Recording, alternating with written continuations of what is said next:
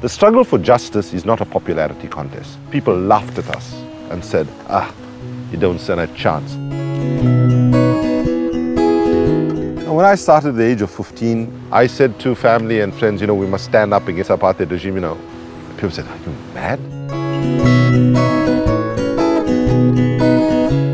We have a simple choice to either be part of the problem or part of the solution. By being neutral in the face of injustice, I would say that's a choice to be part of the problem.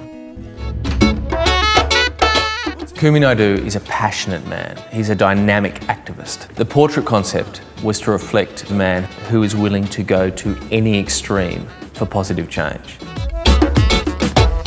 My daughter puts it in a very nice way. She said, Dad, you've been fighting against poverty for your whole life. You've been fighting for human rights your own life. You're really crap at your job, aren't you?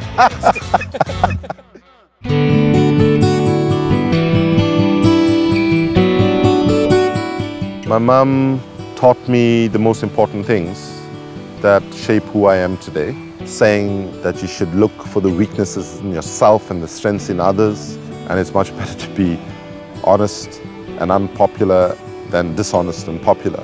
My mum died very young, 38, but the interesting thing is when you're 15, as I was, 38 is ancient.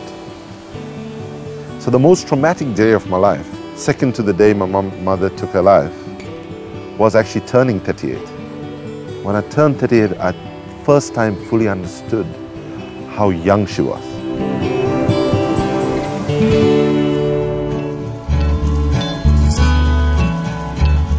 If there is one thing that history teaches us about how change happens, whether you're talking about slavery, colonialism, a woman's right to vote, those struggles only move forward when decent men and women stepped forward and said, enough is enough and no more.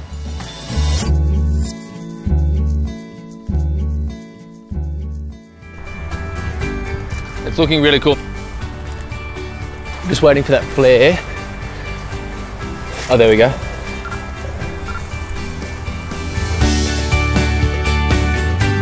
The final portrait really works for me. That contrast of the lifeboat in a forest shows a man who's willing to go to the end of the earth for positive change.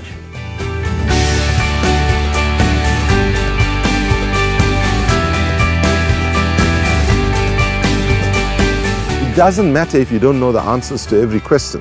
Questioning and using the knowledge that you have to participate in public discussion and engagement is a fundamental expression of democracy.